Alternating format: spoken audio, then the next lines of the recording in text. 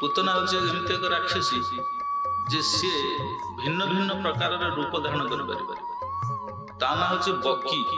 पूतना हूँ एक जातीय राक्षसी जो माने सूक्ष्म रूप धारण करी नवजात संतान जो प्रसूति भवन थी भीतर प्रवेश करी सेमानकर रक्त शोषण करी जीवन यापन करते।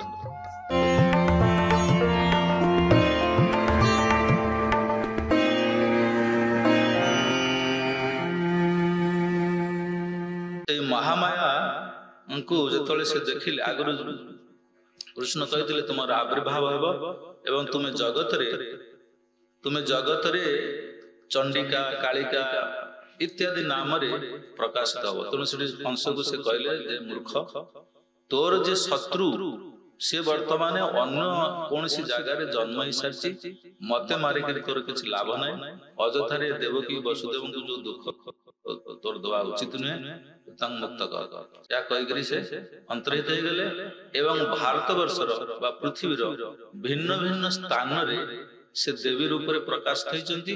से दिन ठारू बर्तमान जो दुर्गा काली ये जो देवी रूप सब शक्ति पूजा जो करा जाउची से दिन ठारू ही जगत रे शक्ति पूजार आरंभ होती।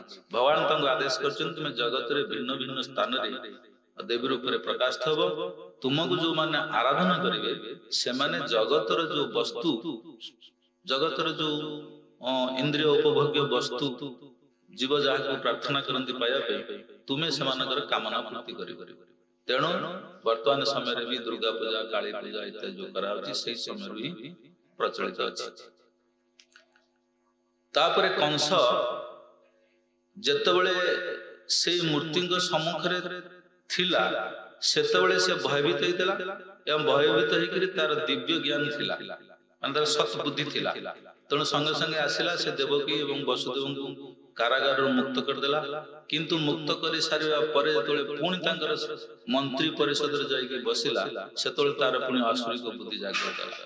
तो सेमाने समस्त मंत्री माने परामर्श देले जदि तुमरो शत्रु कोडी अन्य जगह रे जन्म हिची ताले 10 दिन मध्यरे ये जगत रे 10 दिन मध्य जोठी मथुरा भूमंडल रे जोड़ी 10 दिन मध्य संतान माने जन्म होइछन कहारी तांको सब मरा जाओ असुर मान को प्रेरणा करी तांको मरा जाओ। काहा को पठेबे पूतना पूतना को ये अघासुर और बकासुर रो भौणी पूतना ये पूतना को पूतना से उपस्थित होला ताको आदेश करा गला।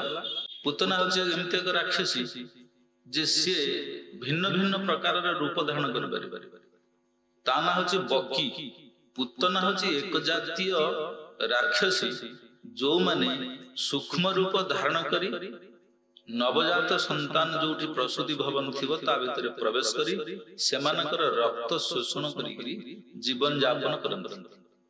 ये हूँ कार्य पूतना नामक राक्षसी काम। किंतु इठी जो पूतना आसला से तान हूँ बकी अहो बकी जंग स्तन काल कुटम। तो से जो बकी जो पूतना ये जो आसी आदेश प्राप्त है कंस ठारू आदेश प्राप्त है सी वर्तमान चलला सब संसार जो जन्म 10 दिन भितर पूर्व वर्तमान पूर्व 10 दिन भितर जोड़ी जोड़ी संतान मान जन्म हो सब विनाश कर। तो बेबली प्रकार विनाश करी करी आशी से पहुंचला कोठी ना गोकुल रे। तो गोकुल रे शास्त्र रे वर्णना करा जायछि जे जोठी कर्मकांडीय विधान अछि जोठी कर्मकांड विधान कराउछि भक्ति मूलक नुहे सेठी राक्षसी माने प्रवेश करि परिबे से माने एठी प्रवेश करी करी उत्पाद सृष्टि करि परिबे। किंतु गोकुल जो भगवान कर नित्य धाम चिन्मय भूमि जोड़ी भगवान कर भक्त मान निवास कर जो माने जड़ जगत वस्तु नुहति। तो ये पूतना राक्षसी ये किभली प्रकार आसी से गोकुल रे प्रवेश कला। तेणु से वर्णना कर ये हूँ जोगमायांकर कार्य। जोगमायांकर आशीर्वाद कर्मे सी से गोकुल रे प्रवेश कर पारथिला। तो जोगमाया तो कहीं आशीर्वाद कृपा कले कृपा कर कारण कौन ना पूतनार किसी अभिलाष थिला जहा हूँ भगवान इच्छा ପୂତନା କାଲି ଯୋଉ କୁହାଯାଉଥିଲା ବଳି ମହାରାଜଙ୍କର ଯଜ୍ଞ ସ୍ଥଳରେ ବାମନ ଦେବ ଭଗବାନ ପ୍ରବେଶ କରିଥିଲେ। ବାମନ ଦେବ ଯେତେବେଳେ ବାମନ ରୂପ ଧାରଣ କରି ଯେତେବେଳେ ପ୍ରବେଶ କରିଥିଲେ, ତୋର ବଳିଙ୍କର ଗୋଟେ କନ୍ୟା ଥିଲା, ତା ନାଁ ହଉଛି ରତ୍ନମାଳା।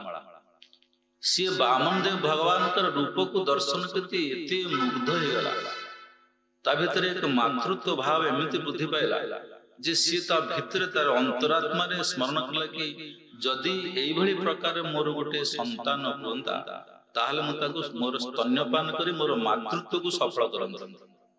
ଇଏ କାମନା କରିଥିଲା, ଅନ୍ତରର ସହିତ କାମନା କରିଥିଲା।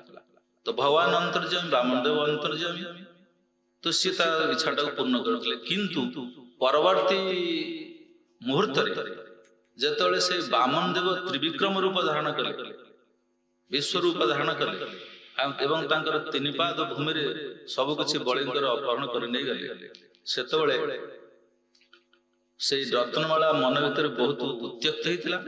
ଉତ୍ତ୍ୟକ୍ତ ହେଇଥିଲେ ଯଦି ଏଇଭଳି ଗୋଟେ ସନ୍ତାନ ମୋର ହୁଅନ୍ତା, ମୁଁ ତାକୁ ସ୍ତନରେ କାଳାକୁଟ ବିଷ ମିଶ୍ରଣ କରି ତାକୁ ମାରି ଦିଅନ୍ତି।